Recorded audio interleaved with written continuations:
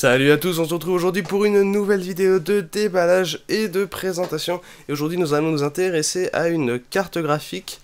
Alors ici j'ai sous la main la AMD Radeon HD 7790.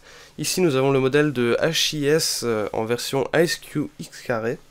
Alors il faut savoir que cette carte, la 7790, s'est faite assez discrète.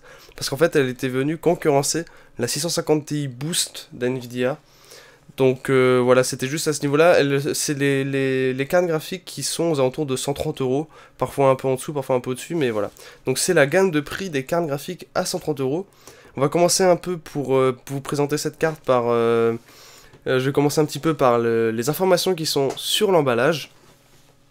Donc, étant donné que c'est un système de refroidissement totalement custom sur cette carte et un PCB custom, la carte est plus froide et plus silencieuse. Elle est compatible AMD HD 3D. Vous avez donc un support en ligne premium avec cette carte. C'est une carte AMD, compatible PCI 3.0, 1 Go de GDDR5 au niveau de la mémoire vidéo. C'est compatible 4K et 2K, donc le Quad HD. Il y a une connectique HDMI. Alors, sur la droite, donc, il nous rappelle les 1 Go. Vous pouvez aussi... enregistrer votre produit pour avoir un support supérieur, enfin pour avoir le support en ligne. Donc vous pouvez voir déjà on a un petit graphique avec ce qu'il y a dans la boîte, donc on verra ça juste après. Aussi ils vont utiliser des composants de haute qualité, donc comme c'est un PCB modifié pour augmenter la durée de vie de cette carte graphique. Vous avez aussi le Crossfire Technology qui est compatible avec cette carte. Sinon au niveau des fonctionnalités, il nous rappelle aussi que la carte est compatible DirectX 11, évidemment. Vous avez l'audio HD qui est supporté via HDMI, PCI 3.0, OpenGL 4.2, SM5. Vous pouvez brancher jusque 3 écrans sur cette carte. Bon après, ce ne seront pas 3 écrans pour jouer, hein. Ça serait... c'est trop limite avec cette carte, mais voilà. Vous pouvez brancher 3 écrans pour la bureautique par exemple. Donc HDMI, 2 DVI, DisplayPort, ça on le verra juste après. Donc là ils ont aussi gagné plein de concours HIS. Alors sinon on n'a plus d'autres informations sur l'emballage. Il nous rappelle juste que c'est un port PCI Express, mais voilà, je pense que c'est ça paraît évident. Donc on va juste sortir la carte, enfin le carton de la carte dans un premier temps, de son emballage. Allez, hop. Voilà. Mettre le carton de côté. Donc vous avez une jolie boîte noire de HIS. Et on va regarder un petit peu ce qui est intégré. Donc là, bon là, il rappelle qu'il faut l'installer dans un port PCI. Mais enfin voilà, si vous savez pas installer de carte graphique, j'ai fait une vidéo dessus.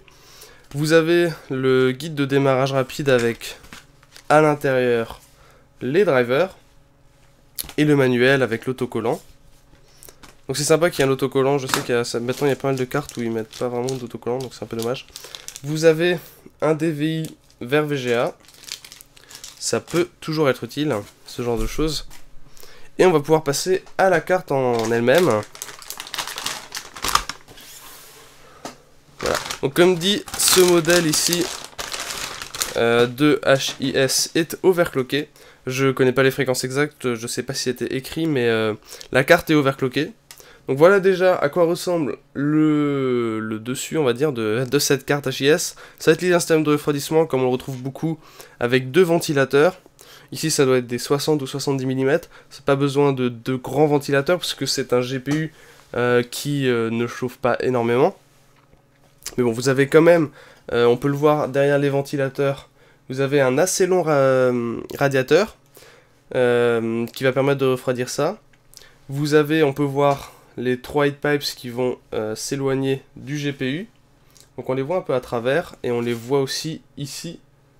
Voilà, il y a les 3 heat pipes qui sont en contact direct avec le GPU qui vont permettre d'éloigner la chaleur et donc de donner une utilité à ces 2 ventilateurs. Donc au niveau de la couverture ici sur le dessus, c'est du plastique. Mais je trouve que le plastique est assez rigide. Il est de bonne qualité, le plastique, donc c'est une bonne chose. Évidemment, les cartes en métal à moins de 150 €, enfin les cartes avec un système de refroidissement totalement métallique, c'est beaucoup plus cher. Donc voilà, l'arrière de la carte. Vous pouvez voir globalement ça reste assez ouvert. Un petit peu moins au-dessus et en dessous. Vous pouvez voir que c'est un peu plus fermé, mais sinon l'arrière reste assez ouvert. Donc les ventilateurs vont faire sortir l'air chaud à l'intérieur du boîtier, donc il faudra qu'il soit assez bien ventilé. Donc voilà, vous pouvez voir plus précisément la densité du radiateur, qui est assez élevée. Vous avez votre simple connecteur 6 pins, qui suffira largement pour cette carte. Donc comme dit, 500 watts, c'est très largement suffisant. Voilà l'arrière de la carte. Donc ce n'est pas un PCB noir, hein, comme dit, on reste dans les cartes à moins de 150 €. Mais les couleurs sont assez foncées, donc ça posera pas trop de soucis dans votre boîtier. La carte sera plutôt comme ça. Donc on retrouve classique, la connectique PCI 3.0. Même si vous avez, ça passera sur du 2.0, il n'y a aucun souci. Vous avez votre pont Crossfire en haut, tout à fait classique, donc vous pouvez mettre jusque 2 cartes. Même si avec les 1 Go de mémoire vidéo vous pouvez être limité, hein, si vous voulez faire du dual ou du triple screen, mais voilà, vous pouvez faire du Crossfire. Pour continuer sur les connectiques, on va passer à l'arrière de la carte, où vous avez 2 DVI, un HDMI et un DisplayPort, donc vous avez toutes les connectiques qui sont disponibles à l'arrière de cette carte, comme dit, 3 écrans maximum pour le High Affinity. Aussi vous avez une petite grille d'aération à l'arrière, elle va pas énormément servir, il y a juste un petit peu d'air qui va sortir, mais voilà, petite grille d'aération. Sinon y a pas de, j'ai pas grand chose d'autre à dire au niveau de l'aspect extérieur, etc. de la carte.